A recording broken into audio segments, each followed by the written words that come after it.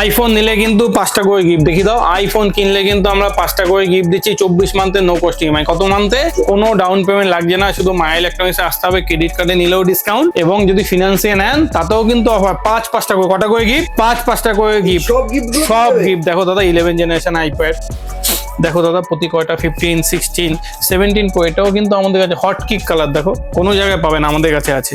16 থেকে শুরু করে প্রতি কয়টা 16। এতে কিন্তু স্পেশাল অফার দিচ্ছি, যারা 16 নেবেন 50K রেঞ্জের প্রাইস। কত রেঞ্জে? 50K, 50K প্রাইস একদম দাদা। 50K প্রাইস হচ্ছে গিয়ে 16। তার সঙ্গে কিন্তু 5টা গিফট। কটা গিফট?